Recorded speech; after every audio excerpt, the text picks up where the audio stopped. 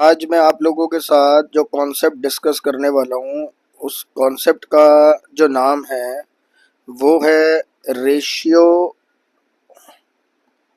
Analysis. आज मैं बात करूँगा इसके फॉर्मूला चार्ट की। आपको मैं ये बताना चाहता हूँ कि देखो बच्चे, रेशियोज के अंदर सबसे जो मेन गेम है वो फॉर्मूले की है। क्या होता है, जब हम बोर्ड के एग्ज़ाम में बैठे होते हैं तो हमारे ऊपर मेंटल प्रेशर ना बहुत ज़्यादा होता है। कहीं ना कहीं बच्चे जो हैं वो फॉर्मूला भूल जाते हैं। अब रेशियो चैप्टर के अंदर अगर हम फॉर्मूला ही भूल गए तो समझो आगे का काम वैसे ही खराब हो गया। अब फॉर्मूला भूलने का कारण क्या है? फॉर्मूला भूलने के दो कारण हैं। पहला, लैक ऑफ प्रैक्टिस, हमने प्रैक्टिस सही से नहीं करी जिसकी वजह से हमें फॉर्मूला याद ही नहीं हो पाया। और दूसरा जो कारण है वो ये कि सर हम रट्टा मार के चल रहे थे, हमने फॉर्मूलेस रटे हुए थे, मतलब याद कर रखे थे। सर वो वहाँ पे क्या होता है, जब जब हम बोर्ड्स में बैठे होते हैं तो सब कुछ मिक्स हो जाता है, वो याद नहीं रहती चीज़ें। इसलिए आपको फॉर्मूले का एक चार्ट अगर मिल जाए तो आप उसे line by line conceptually apply करना सीख जाएंगे। और अगर कॉन्सेप्चुअली अप्लाई करना सीख गए तो फिर आपको चीज़ों को रटना नहीं पड़ेगा, वो खुद ब खुद आपके माइंड में आ जाएंगी। अब इसी चीज़ को ध्यान में रखते हुए मैं आपके सामने फॉर्मूला चार्ट लेकर आया हूँ। फॉर्मूला चार्ट आपके लिए बहुत ज़रूरी है। रेशियो बेसिकली चार पार्ट्स में डिवाइड किया जाता है। सबसे पहला जो पार्ट है वो है लिक्विडिटी रेशियो। कौन सा रेशियो बच्चे? Liquidity ratio. अब लिक्विडिटी रेशियो में दो रेशियोज आएंगी। एक आएगी बेटा करंट रेशियो और एक आएगी बेटा क्विक रेशियो, जिसका दूसरा नाम है लिक्विड रेशियो, और इसे एसिड टेस्ट रेशियो भी कहा जाता है। अब इसी को ध्यान में रखते हुए मैं आपको इसके फॉर्मूलाज बताता हूँ। मैं टोटल चार पार्ट्स में रेशियोज डिवाइड है। मैं टोटल आपके सामने चार वीडियोस लेके आऊँगा छोटी छोटी, जिनमें आपको चारों रेशियोज के बारे में एक्सप्लेनेशन दूंगा। सबसे पहली चीज जो मेरा रेशियो है वो है करंट रेशियो। करंट रेशियो कहते हैं, करंट रेशियो होता है कि आप अपनी शॉर्ट टर्म ऑब्लिगेशंस को कितना अच्छे से हैंडल करते हैं, पे कर पाते हैं या कर पाएंगे, वो जानने के लिए। अभी जैसे मान लो हम कोई छोटा मोटा लोन लेने जाते हैं तो हमें लोन कब दिया जाता है? पहले हमारा प्रीवियस ट्रैक रिकॉर्ड देखा जाता है कि हमने इससे पहले जो लोन लिए हैं क्या हमने वो टाइम पे चुकाए, हमने कोई बाउंसिंग तो नहीं करी। अगर हमने उसे टाइम पे नहीं चुकाया या हमने कोई बाउंसिंग की है तो कहीं ना कहीं हमारे लिए दिक्कत बन जाती है। अब current ratio short term obligations को पता लगाने के लिए कि आपने शॉर्ट टर्म ऑब्लिगेशंस को टाइमली पे किया या नहीं किया, हम उसे इस्तेमाल करते हैं। करंट रेशियो का फॉर्मूला होता है बेटा current assets upon current liability. Current assets upon current liability. अब करंट एसेट्स कौन सी होती हैं? करंट एसेट्स वो एसेट हैं, इनको मैं शॉर्ट फॉर्म में सीए बोलूंगा। करंट एसेट्स वो एसेट हैं जो इजीली कन्वर्ट हो जाती हैं कैश में विद इन 1 ईयर, मतलब 12 महीने के अंदर अंदर जो एसेट कैश में इजीली कन्वर्ट हो जाए उसे हम करंट एसेट कहते हैं। करंट एसेट्स क्या है, मैं आपके सामने कुछ एक्सप्लेनेशन, कुछ एग्जांपल्स दे रहा हूं। जैसे कैश, आपका बैंक बैलेंस, इन्वेंट्री, इन्वेंट्री मतलब स्टॉक, डेटर्स जिनसे हमने पैसे लेने होते हैं, bill receivable, prepaid expenses etcetera. ठीक है जी, ये कुछ वो वर्ड्स मैंने डाले हैं जो कि आपको 12th में प्रैक्टिकल करते वक्त यूज होंगे और मिलेंगे भी हर क्वेश्चन में। तो आपने क्या करना है, cash, bank, inventory, debtor, bill receivable, prepaid expenses, ये सब करंट एसेट्स का पार्ट है, आप इन्हें करंट एसेट्स में जोड़ेंगे। सेम ऐसे ही आपके पास आती है करंट लाइबिलिटी, जिनकी शॉर्ट फॉर्म मैंने रखी है करंट लाइबिलिटी मतलब सीएल। करंट लाइबिलिटीज वो लाइबिलिटीज है बेटा जो हमें पे करनी है आउटसाइडर्स को विद इन 12 मंथ, मतलब 12 महीने के अंदर अंदर हमने इन्हें पे करना ही करना है। अब करंट लायबिलिटीज कौन कौन सी हैं? करंट लायबिलिटीज में सबसे पहला आ गया क्रेडिटर्स, जिन्हें हम ट्रेड पेबल्स भी कहते हैं, bills payable, outstanding expenses etcetera. मतलब कॉमन वर्ड्स मैंने जस्ट एक एग्जाम्पलरी फॉर्म में बताए हैं कि these are the current liabilities. हमें क्या करना होगा क्वेश्चन में, इन करंट एसेट्स को जोड़ना है, इन करंट लायबिलिटीज को जोड़ना है और रेशियो निकाल देना है। डिनोमिनेटर में 1 रखना है, 1 से नीचे नहीं जाना, और ऊपर 2, 3, 1, 4, 5 जैसे मतलब रेशियो आ जाए। करंट रेशियो का जो आइडल रेशियो है वो होता है 2:1। इसका मतलब ये है कि हमारी करंट एसेट्स 2 टाइम्स हो और करंट लायबिलिटी 1 टाइम, तो हमारे लिए ये एक सूटेबल रेशियो माना जाता है। इसका मतलब 2:1 हमारे लिए एक आइडल रेशियो है। कभी कभी जब आप प्रैक्टिकल क्वेश्चन करोगे तो आपको एक फॉर्मूला हेल्प करेगा करंट एसेट्स या करंट लायबिलिटी निकालने के लिए, जिसका नाम है वर्किंग कैपिटल।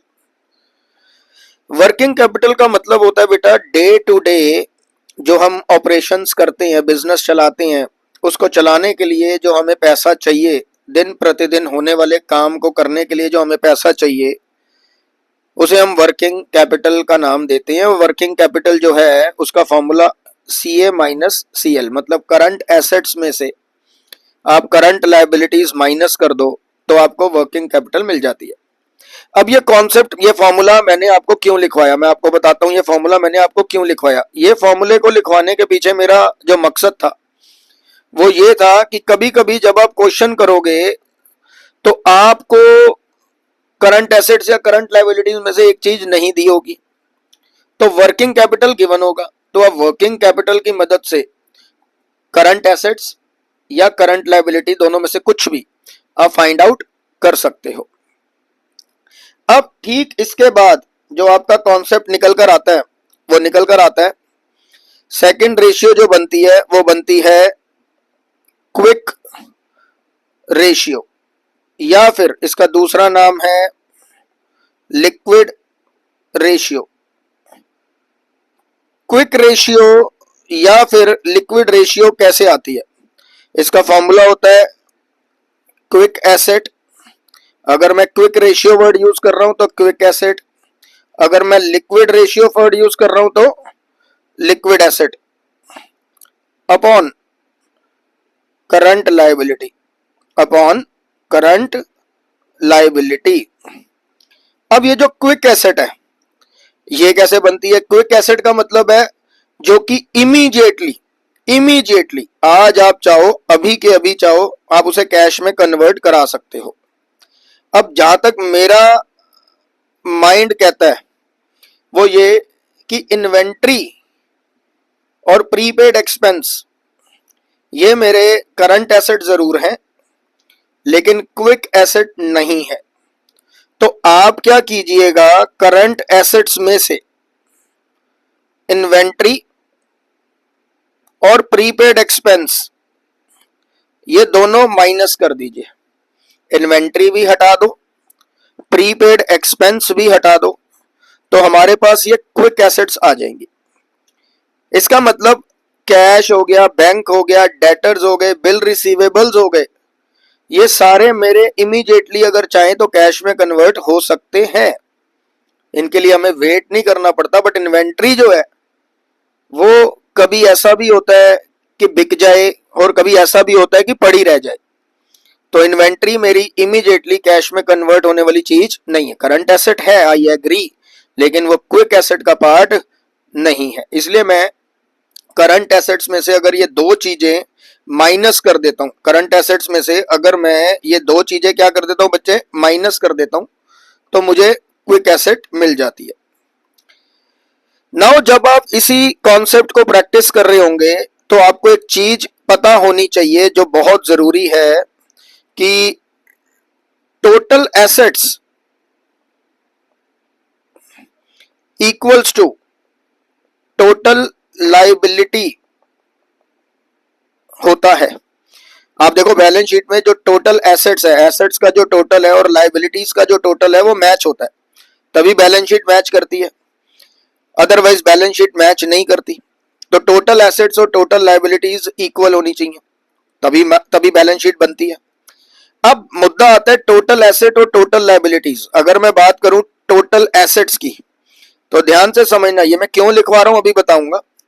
टोटल एसेट्स में क्या क्या आता है, टोटल एसेट्स में आता है non current assets plus current assets, non current assets plus current assets plus fictitious assets जैसे कि प्रीपेड एक्सपेंसेस, एडवर्टीजमेंट सस्पेंसेस, ये सब टोटल एसेट का पार्ट है। अब टोटल लायबिलिटीज में क्या क्या आता है, टोटल लायबिलिटीज में क्या क्या आता है, टोटल लायबिलिटीज में आता है share holder fund SHF, share holder fund plus non current liability NCL, मतलब non current liability plus current liability यानी कि CL। तो non current asset, current assets plus fictitious asset, not fixed asset, it is fictitious asset. Fixed asset हमारी non current assets में count. Share holder fund plus NCL यानी कि non current liability plus current liability. अब कई बार ये मैंने आपको इसलिए लिखवाया क्योंकि कई बार आपको करंट एसेट और करंट लायबिलिटी इन फॉर्मूलों से भी मिल सकता है। हो सकता है क्वेश्चन में आपको टोटल एसेट दिया हो, NCA दिया हो, फिक्टिशियस एसेट दिया हो, तो CA फाइंड आउट हो जाएगा। हो सकता है आपको शेयर होल्डर फंड दिया हो, NCL दिया हो, टोटल लायबिलिटी दिया हो, तो करंट लायबिलिटी फाइंड आउट हो जाएगी। तो सर इस कॉन्सेप्ट को आप ध्यान में रखें कि टोटल एसेट्स इक्वल टू क्या होता है, टोटल लायबिलिटी। बात करते हैं शेयर होल्डर फंड में क्या क्या आता है। शेयर होल्डर फंड्स में क्या क्या आता है, शेयर होल्डर फंड में दो चीजें आती हैं बच्चे, एक आता है शेयर कैपिटल, अब वो इक्विटी कैपिटल भी हो सकती है और प्रेफरेंस भी हो सकती है, अगर दोनों दिए तो दोनों उठा लो।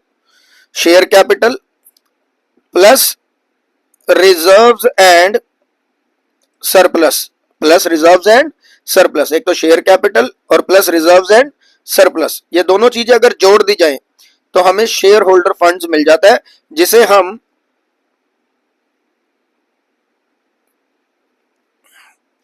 एक सेकंड, जिसे हम आगे आने वाले फॉर्मूलाज में भी यूज करेंगे। तो share capital plus reserves and surplus. बात आती है NCL, मतलब NCL means non current liability. देखो एक होती है करंट लायबिलिटी जो हमें 12 महीने में पे करनी है, जिन्हें हम शॉर्ट टर्म लायबिलिटी के नाम से भी जानते हैं, और एक होती है लॉन्ग टर्म लायबिलिटी, मतलब non current liabilities. Non current liabilities में दो चीजें आती हैं सर, एक आता है लॉन्ग टर्म बोरोविंग्स, दोबारा बोलता हूं long term borrowings plus long term provision, long term borrowings plus long term provisions. Long term borrowings मतलब जैसे कि डिबेंचर्स हो गए, लॉन्ग टर्म बोरोविंग्स मतलब जैसे कि क्या हो गए, डिबेंचर्स। ये जस्ट एक एग्जाम्पलरी फॉर्म में बताया। तो अगर मैं लॉन्ग टर्म बोरोविंग्स और लॉन्ग टर्म प्रोविजंस जोड़ दूं तो मुझे नॉन करंट लायबिलिटी मिल जाती है। क्या मिल जाती है बच्चे, नॉन करंट लायबिलिटी। और करंट लायबिलिटीज मेरे को लिखने की जरूरत ही नहीं, बिकॉज आप ऑलरेडी पहले लिख चुके हो। नॉन करंट एसेट्स में आप फिक्स्ड एसेट्स जोड़ते हो, जिसमें से आप डेप्रिसिएशन क्या करोगे, माइनस, तो इसको हम कहते हैं नेट फिक्स्ड एसेट। क्या कहते हैं मेरे बच्चे, net fixed asset. Generally fixed asset minus depreciation, ये इसका एक पार्ट हो गया। तो point is that total assets अगर आपको क्वेश्चन में गिवन है और आपको करंट लायबिलिटीज फाइंड आउट करनी है, तो आप total assets equal to total liability मान सकते हो। ये देखो मैंने आपको लिखवाया था टोटल एसेट इक्वल टू क्या था, टोटल लाइबिलिटी। तो जितनी आपकी टोटल एसेट है उतनी ही आप टोटल लाइबिलिटी मान लो और टोटल लाइबिलिटी का फॉर्मूला लगा लो, उससे आपको current liability easily find out हो जाएगी। अगर कभी करंट एसेट निकालनी पड़ जाए और क्वेश्चन में टोटल लाइबिलिटी दी हुई है तो टोटल लाइबिलिटीज किसके इक्वल है, टोटल एसेट के, तो टोटल एसेट पे वही अमाउंट डाल देना और आगे का फॉर्मूला यूज कर लेना, आपको करंट एसेट फाइंड आउट हो जाएगी। तो मुद्दा ये था कि ये मेरी जो पहली लिक्विड रेशियो है, ये आपके सामने मैंने पूरा फॉर्मूला चार्ट रख दिया।